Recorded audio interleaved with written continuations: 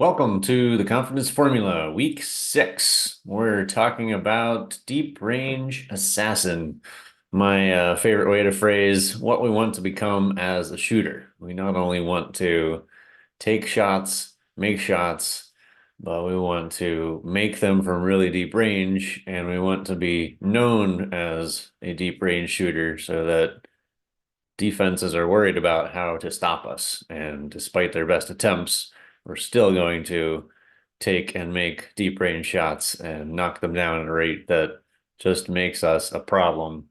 Anywhere we are in the court, we're hitting shots, and defense is really trying to just solve the issue of how to keep us from making more of them.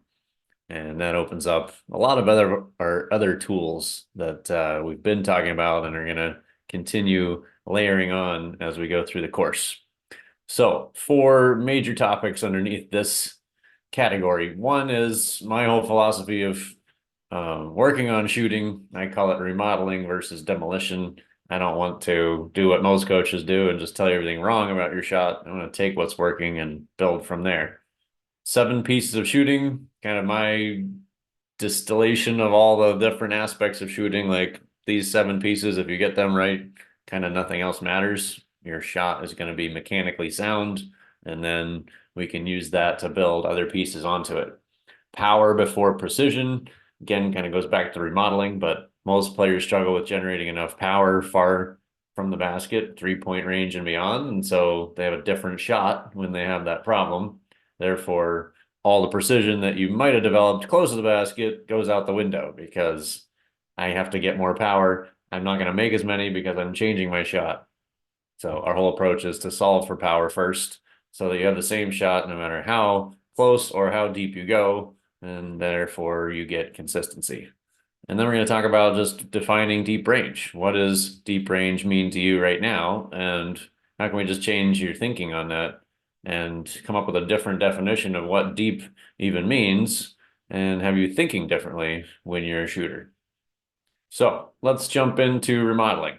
Like I said, we're going to start with what's working. We're going to take, hey, you actually start from your chin really well, and everything going up from your shoulder to your follow through is actually really good. And most of our work needs to be footwork, timing, rhythm, mechanics to get more power. That's commonly where a player in your age group is going to be. And then we take the shaping approach. So you've already experienced some of what the tag teach method looks like. What we call tag points is like that final 5-word instruction. And so getting all of our shooting mechanic pieces down to a tag point, then we can list what those 7 tag points are. And like we're just always working on which one of those 7 is off right now if we're missing, and how can we adjust, focus, just bring our attention to that 1 out of 7 pieces and get back on track.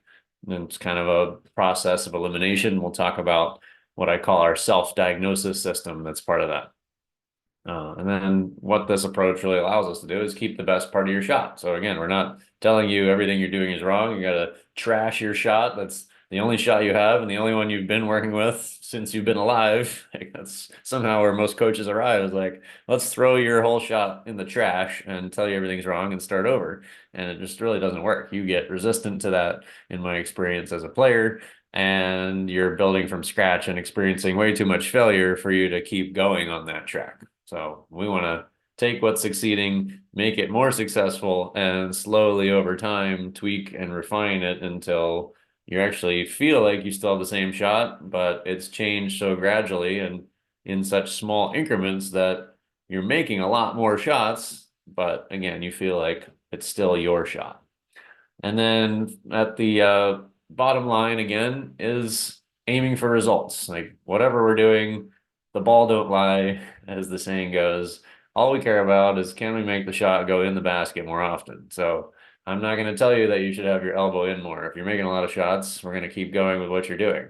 I'm not going to tell you about things that look weird or, things that are slightly different than the ideal perfect NBA shooter that a lot of coaches model after. We're going for bottom line results. So if you're making a good amount of shots now, we're going to see if we can tweak some things to make you able to make more shots and make them from deeper range, because that's our goal here. But ultimately, we're going for shots through the basket, not just shots on goal. And I don't care what it looks like. If you can make it and make it at a high rate and make it while you're moving at full speed, then we're going to keep doing that and make you capable of doing more of that as we go along. So, power before precision. The problem I see with average form shooting, which you've probably experienced somewhere along your journey in basketball, I call it shooting from the elbow up. You're standing like 4 feet from the basket, you're holding the ball in one hand, and you're shooting up from here. And it's great for everything from the elbow up. Like you can get a good follow through with your arm motion, your elbow to eyebrows, we're going to call it. You can get some really good precision off your fingertips. Like all those are useful pieces, but as soon as you back up past, say, 15 feet, all that goes out the window again, and you're hucking it up to get power. And so what I've arrived at with a lot of experimentation with players, and if you've known me for a while, then you may have been one of my early guinea pigs with some of this stuff. But I call it activated form shooting. So there's a term I've borrowed and a thought process I've borrowed from really powerlifting, weight training, called neuromuscular activation. It's kind of a big word salad, but all it really means is that we're working on coordinating the firing of electrical signals from the brain to the muscles in a sequence that is optimal. So we're trying to make electrical impulses from the brain and muscle tissue synchronized as much as possible so that no matter how strong you are, you're capable of generating a lot of power by just coordinating all the muscle groups in sequence that delivers power into the ball. Like you can be a small, skinny kid, but you can create incredible power from just mechanical efficiency by getting good at this. And so activated form shooting simply means we are activating all the muscle groups, not just from the elbow up, but from our back leg forward into our knees and our waist and our hips and our shoulders and our elbow and our fingertips. Like we're creating a lightning bolt that is there every time we shoot, and we're firing all the muscle groups in sync. And part of this is actually challenging your body to create power without jumping. So what I call desirable difficulty. It's another term I've borrowed from my mentor, Noah LaRoche, but trying to make it more difficult on purpose in practice challenges your body and actually makes your body overcome and adapt to solve the problem we're creating. So I'm basically presenting your body with the problem. Can you generate enough power to make a 3-point shot from 3-point line, NBA 3-point line, back to 30 feet without jumping? And at first, that's going to sound incredibly wild and crazy idea. That's impossible. But if you work through the system we have for this, you're actually going to experience it. Like you'll swish a 30-foot shot without jumping, and it'll feel pretty natural and normal and not like you're heaving a football somewhere into outer space. And it's really a lot of fun. So anyway, the activated form shooting approach is something we're going to give you consistently for the rest of your basketball career to use and get good at, synchronizing and optimizing power by getting all of your muscles coordinated underneath the ball. And doing it without jumping causes your body to get a lot more synchronized and a lot more powerful.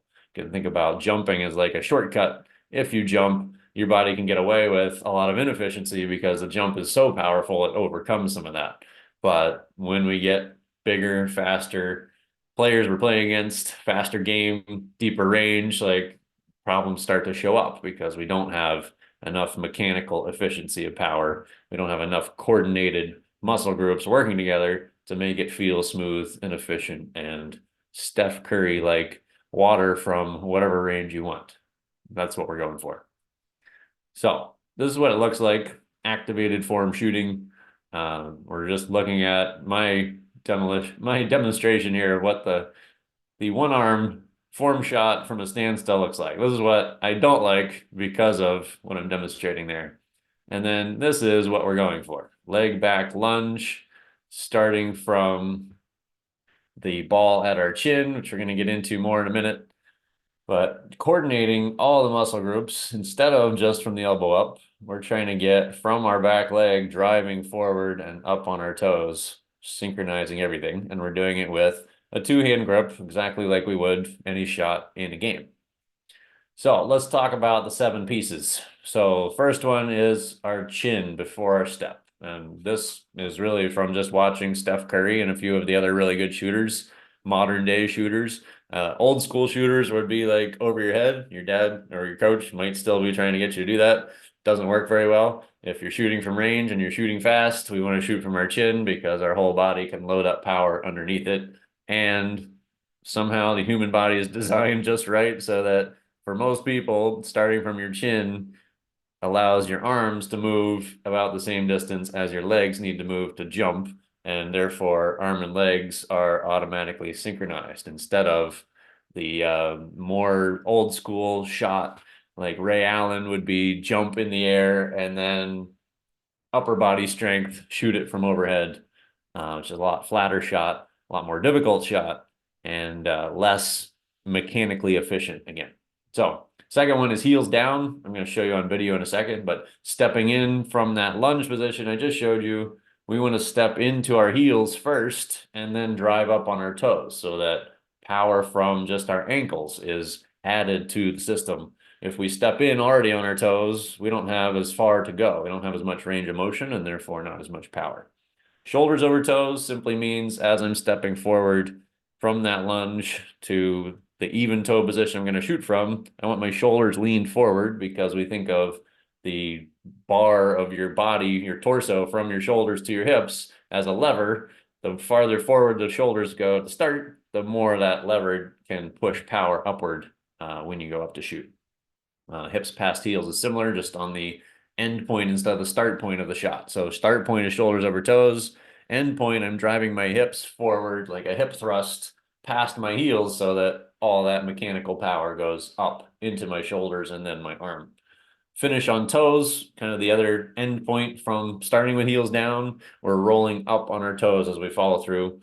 This is especially important when we're doing this without jumping, like I talked about. This is a way to, again, use your ankles as another lever to get more power added to the system, pushing off from the floor up onto our toes. And then upper body, the main 2 things we're going to talk about.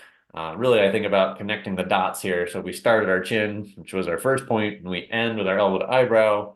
Really, nothing else matters. You know, having your elbow in or out, having your hands here or there is like if you start here and end there, you're going straight most of the time, and your shot's going to naturally kind of evolve, especially if you're doing all the other pieces and you have enough power, you're going to have a pretty straight shot. And then the last piece is our 2-finger push.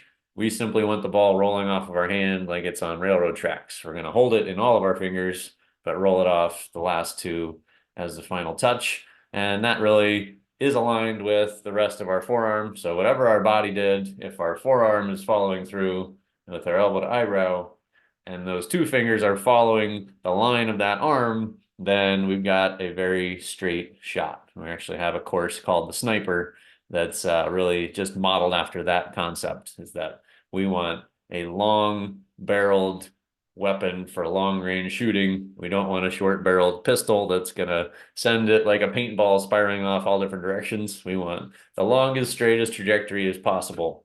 And that elbow and 2-finger push is the way to make that work. So first piece we already talked about, starting from our chin, driving up from there forward and up to our follow through. So chin before step is what I'm going to demand of you here. The tendency is to get rushed because we're used to stepping into a catch. We're trying to catch it independently of the step, chin it before we step. Then we're going shoulders over toes.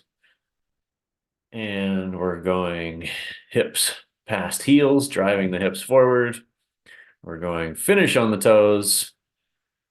And we're also doing our heels down at the start. So you can see both the ankles, kind of ankles to toes or heels to toes, and then it's shoulders and hips.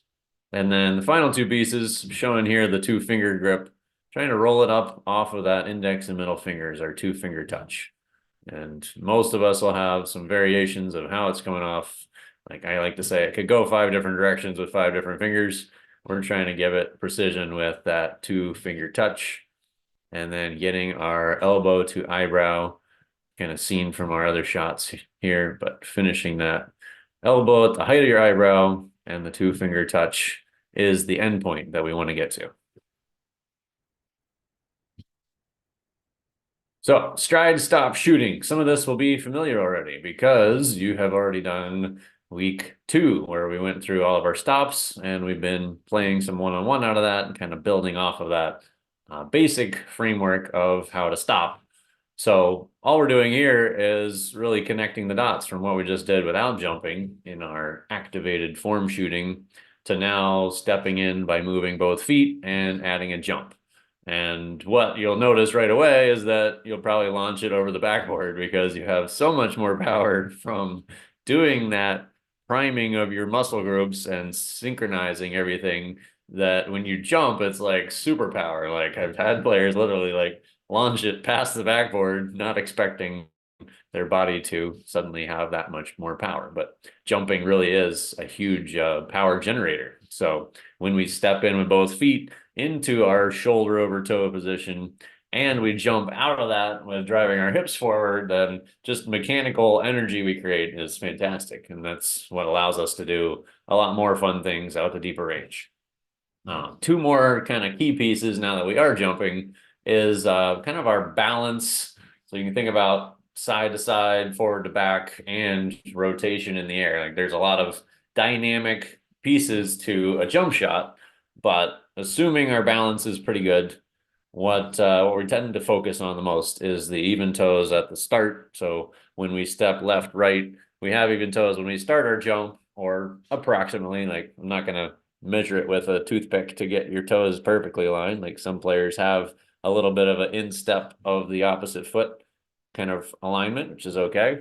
We just want to keep the same angle from when we jump to when we land. So some players will actually rotate their toes on purpose. There's even some high level shooters that do that. And once in a while, I'll find a player where that works better. Like I said, remodeling, if it works, we're going to stick with it. But the important part to me is that you have the same angle from your takeoff to your landing. If you're jumping toes to basket and you're landing toes to sideline, then you're twisting in the air and causing a lot of other problems all the way up our chain of our shots. So step to even toes before our jump, land on even toes after our jump. And I'm thinking about even front to back as well as side to side. If some of us will land on one foot, kind of kick our other foot up because we're off balance one way or the other. So we're just use those 2 targets as kind of our way to corral balance into where it should be. Jumping and landing on 2 feet is ideal for most shots, especially at the stage that we're at. And then from there, opening up the jump shot and the speed of that catch and shoot shot, it's really just rinsing and repeating our focus on those 7 different pieces. So, we'll hit some short shots, and we probably need our shoulders over our toes to get some more power. We might be stepping in and jumping with our heels already off the floor, and we just don't have as much power from our ankle flexion. And so we'll get heels down at the catch point. There's a lot of similarities to everything we did without a jump. We're just kind of speeding it up and again adding a lot more power by jumping. But those 7 pieces are going to stay consistent. We're going to catch to our chin. We're going to step in with our heels down. We're going to jump and push off of our toes. We're going to have our shoulders over toes. We're going to drive our hips forward. We're going to get our elbow to eyebrow. We're going to have our 2-finger touch. So nothing really new. We're just increasing the speed and making it more relevant to a game, which was probably your first question of how does this translate when I show you the slow version without jumping. But this is just the next level. We're going to jump and get a lot of power going through. Kind of by exaggerating with speed and power, we're going to highlight where our most obvious problems are across our 7 different pieces. So again, this is already familiar because you've done some shooting with us in the gym in our first 6 weeks. Stepping in left and then right if I'm a right-handed shooter, and then driving up into my shot. So from what we just did with one leg, all we're doing is moving the first step. So the second step is where we were with our activated form shot, just splitting that footwork in half. Now we're getting both steps into jump. And again, mechanical efficiency is our target, trying to catch the chin, drive our shoulders forward, jump up with our hips past our heels and land on even toes at the end. And the work you've done without jumping really does translate well to this. When you do jump, everything you've been working on is already there for you, and we're just layering on top of it. All right, shooting off the dribble. Last week we did a lot of dribbling in our ankle breaker sessions, and we worked on some hesitation dribbles. We're going to go back to some of the simpler footwork and dribbles without a hesitation first. So just pound dribble, straightforward, step in, stride, stop, shot. Then we're going to go simple crossover, stride, stop, shot. Then we'll get into our skip dribble, driving again first, and then shooting, so you can feel the similarity and the difference, and then hang dribble, hesitation to drive and hesitation to shot. And then really talk about creating shots off the dribble, and again, working back to as deep a range as possible. And then we're going to play a lot of one-on-one out of this. So you get to kind of experience that ISO situation. I'm just walking down the court, defender's there waiting for me, probably out the 3-point line. Can I scare them a little bit that I might drive and give me room to shoot? Or can I get them to stand up thinking I might shoot and drive past them? And really, the farther range you're capable and comfortable of shooting off the dribble, the more that defender has to play out to get you and guard you. And the more space you have behind them to then attack, open up teammates and everything else. So where a lot of coaches would tell you not to shoot a 3-point shot on your first trip down the court, I'm actually a big fan of that. Not every possession, but if you're capable of making a 24-foot shot and your defender is waiting at 19 feet, you got 5 feet of wide open space to use, and therefore it's a pretty good shot if it's makeable for you. So let's see, quick review, shooting off the dribble. Like I said, we're going to go very simple first. Pound dribble is what I call it, right hand with right foot. Then we can go crossover from left hand to right hand in sync with our right foot and get our 1-2 stride stop shot afterwards again. So it's crossover to dribble in that case without another dribble needed. Crossover to shot. Then we go skip dribble review into our drive, what we did last week.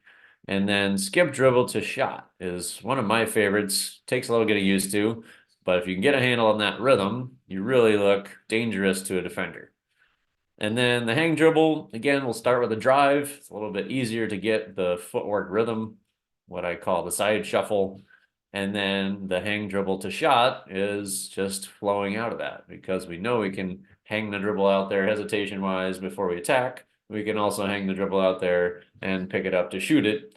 Footwork and timing is the same, and we get some deceptive ability out of that, where the defender really can't tell what we're going to do next. The biggest advantage of this one is that we get our defender moving sideways as well as back normally. And so it opens up some other opportunities. Even if we can't shoot or directly drive from this, we open up a lot of other possibilities to change direction. Like we're just getting our defender moving side to side and front to back, and it's a lot harder for them to stay in front of us, whatever we decide to do to attack out of that. All right, next one. Defining our deep range. So I like to really ask you, how deep is deep range for you? We'll have that as part of our quiz at the end of this week. But my goal is really just change your mind. So the sniper program I mentioned is our 4-week course just devoted to shooting. And our guarantee with that course is that we will increase your shot ability to 10 feet deeper range and 10% more made shots.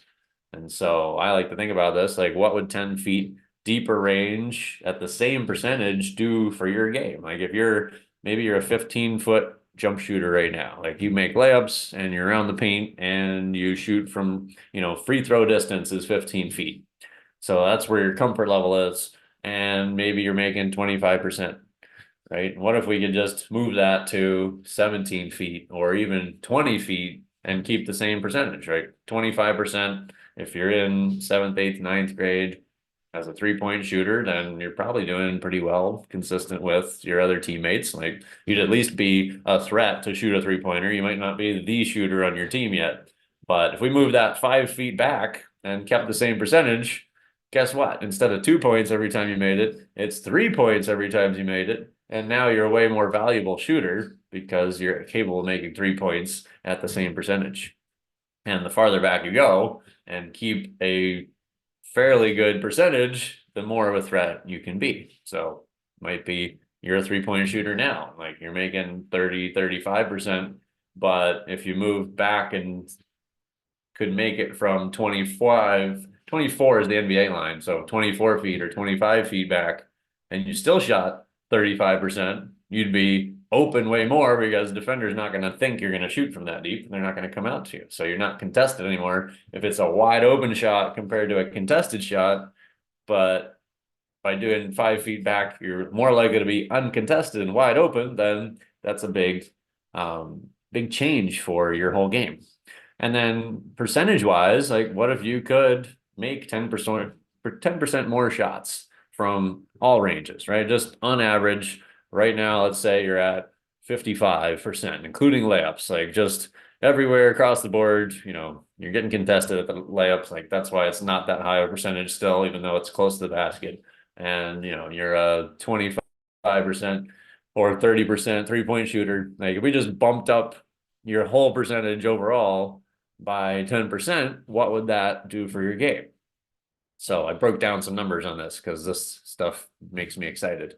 If you're shooting 25% of all your 2-point shots, it would take you 20 shots to average 10 points per game. And most of you are probably not even getting 20 shot attempts, right? You might take 10 shots. So that means you're scoring maybe 5 points per game if you're shooting all twos and you're shooting at a 25%. If you bump that to 35%, it would only take you 14 shots to average 10 points per game. And that's a big difference, right? You could probably take 14 shots if you included some fast break layups that you get anyways, a couple more shots where you were open and you're feeling confident because you're making 35% instead of 25%.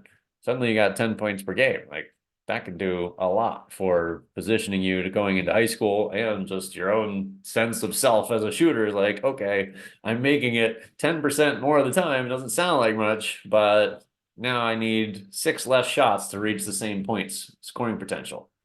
And then the 3-point range is even more highlighted because of the extra point for every shot you make.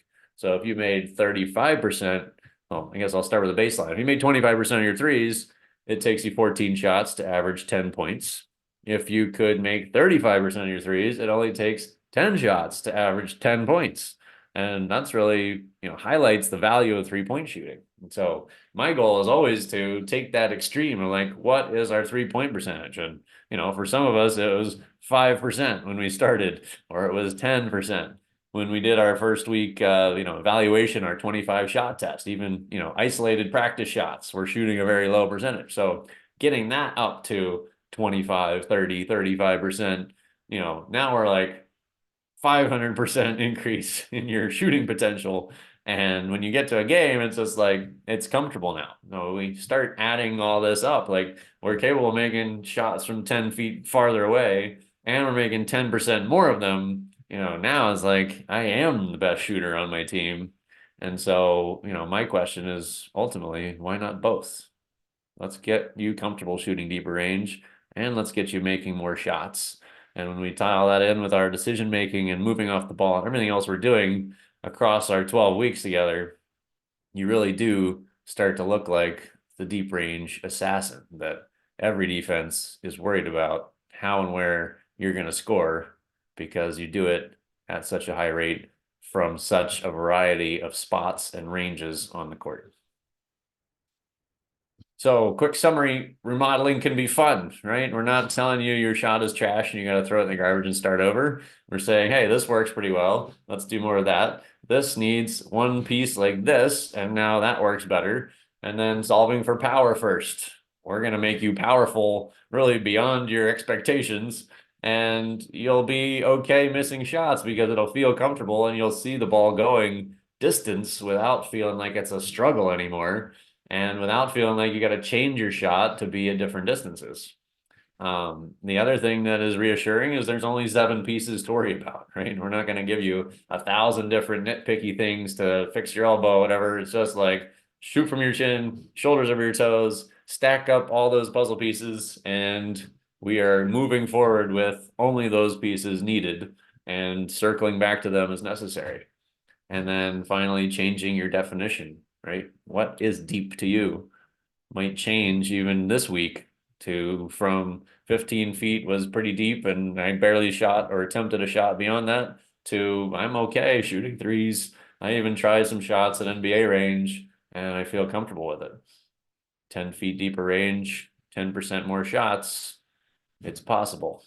And I'm excited to see you go through that process. It's going to be a lot of fun. That's it for this week. I will see you on the court soon.